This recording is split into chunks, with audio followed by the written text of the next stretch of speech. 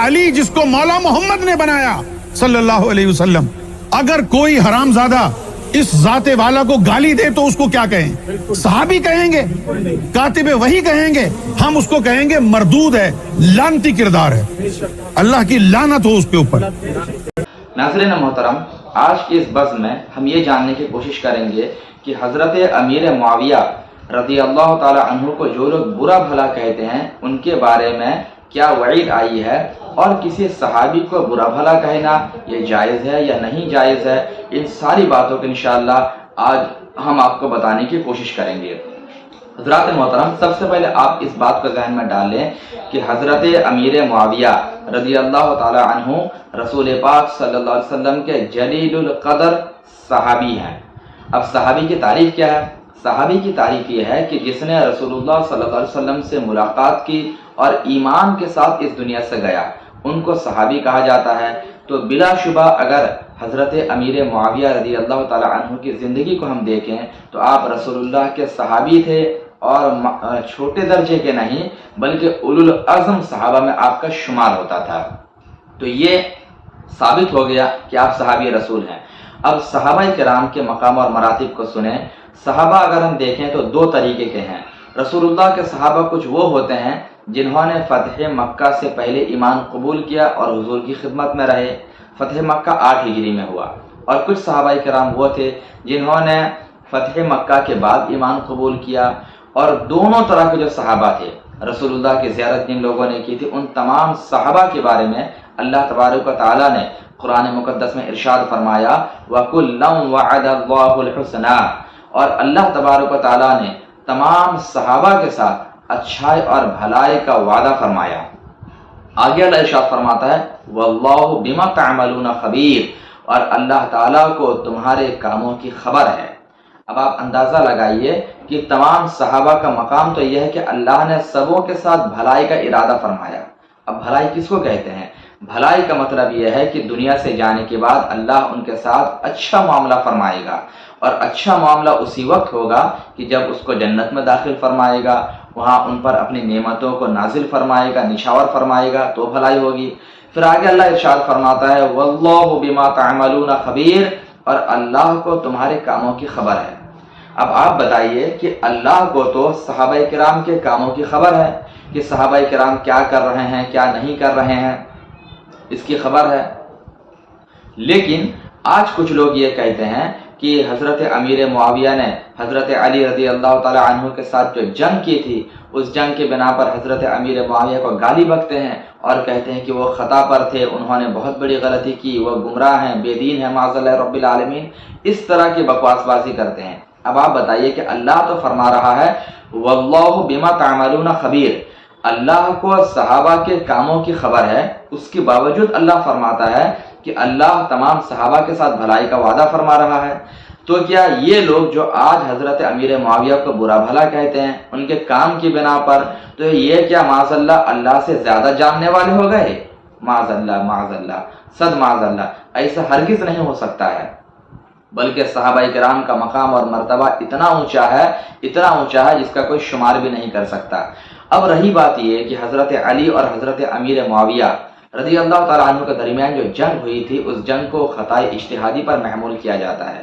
اس معاملے میں یہ کہا جاتا ہے کہ حضرت علی رضی اللہ تعالیٰ عنہ یہ ثواب پر تھے، درستگی پر تھے، اور حضرت امیر معاویہ رضی اللہ تعالیٰ عنہ سے خطائے اجتہادی ہوئی، اور خطائے اجتہادی یہ گناہ نہیں ہوتا ہے۔ اس بنا پر کسی کو گمراہ، بددین یا کسی کو گمراہ گر بالکل نہیں کہا جاتا ہے۔ اور آپ اندازہ لگائیے نا، یہ ہیں کون؟ حضرت امیر معاویہ رضی اللہ تعالی عنہ کا مقام تو اتنا اونچا تھا کہ وہ کاتب وحی رسول اللہ تھے، یعنی رسول اللہ صلی اللہ علیہ وسلم پر اللہ کی طرف سے جب وحی کا نزول ہوتا، اللہ کا پیغام آتا، قرآن کا نزول ہوتا، تو حضرت امیر معاویہ اس کو لکھنے کا کام کیا کرتے تھے۔ اتنا اونچا مقام اور مرتبہ ہے۔ اور ایسے اللہ کے برگزیدہ بندے کے بارے میں آج کچھ خبیث لوگ یہ کہتے ہیں معاذ اللہ کہ وہ بددین ہیں، گمراہ ہیں، معاذ اللہ ایسی بات کرتے ہیں۔ آپ ذرا دیکھیں کہ حضرت امیر معاویہ رضی اللہ تعالی عنہ کے صحابیت کے تعلق سے صاحب مشکات محدث ولی الدین رازی رحمۃ اللہ تعالی علیہ نے کیا ارشاد فرمایا۔ آپ لکھتے ہیں حضرت امیر معاویہ رضی اللہ تعالی عنہ خاندان قریش، قبیلہ بنو امیہ میں سے ہیں۔ آپ اور آپ کے والد ماجد حضرت ابو سفیان رضی اللہ تعالی عنہ فتح مکہ کے دن مسلمان ہو کر حضور اقدس صلی اللہ علیہ وسلم کے غلامی میں داخل ہوئے۔ آپ بارگاہ رسالت کے کاتب بھی تھے۔ حضرت عبداللہ ابن عباس، حضرت ابو سعید خدری رضی اللہ تعالی عنہم نے آپ سے آقا کریم صلی اللہ علیہ وسلم کی حدیثیں سنی اور اس کا روایت بھی کیا۔ یہ کون کہہ رہے ہیں؟ ہم اور آپ آج کل کے لوگ نہیں کہہ رہے ہیں، بلکہ یہ مشکات شریف کی حدیثوں کو ترتیب دینے والے مصنف حضرت ولی الدین رازی رضی اللہ تعالی عنہ ان کا یہ بیان ہے۔ انہوں نے خود ایکسپٹ کیا اور یہ بیان کیا کہ حضرت امیر معاویہ رضی اللہ تعالی عنہ صحابی رسول ہیں، اور صحابہ کا مقام اور مرتبہ ابھی ابھی میں نے آپ کے سامنے رکھا، تو آپ اندازہ لگا سکتے ہیں کہ یہ بلا شبہ صحابی رسول ہیں۔ اور جو صحابی کے بارے میں برا بھلا کہے گا ان کے بارے میں آپ روایت سنیں۔ نبی پاک صلی اللہ علیہ وسلم نے خود ایک مقام پر ارشاد فرمایا، حضور ارشاد فرماتے ہیں اذا رأيتم الذين يسبون اصحابي فقولوا لعنت اللہ علی شرکم، یعنی جب تم میرے صحابہ کو گالیاں دینے والوں کو دیکھو اور ان کو برا بھلا کہنے والوں کو دیکھو تو کہو کہ تم پر اللہ کی لعنت نازل ہو۔ یہ مشکات شریف کی روایت ہے، نبی پاک صلی اللہ علیہ وسلم سے مروی ہے۔ تو آپ اندازہ لگائیے کہ آج جو لوگ حضرت امیر معاویہ کو جو کہ صحابی رسول ہیں ان کو برا بھلا کہتے ہیں، کیا وہ اس حدیث کے مصداق نہیں ہے؟ بلا شبہ وہ خود لعنتی ہیں اور ان پر اللہ اور رسول کی لعنت اور پھٹکار برستی ہے کہ جو حضرت امیر معاویہ کو برا بھلا کہتے ہیں۔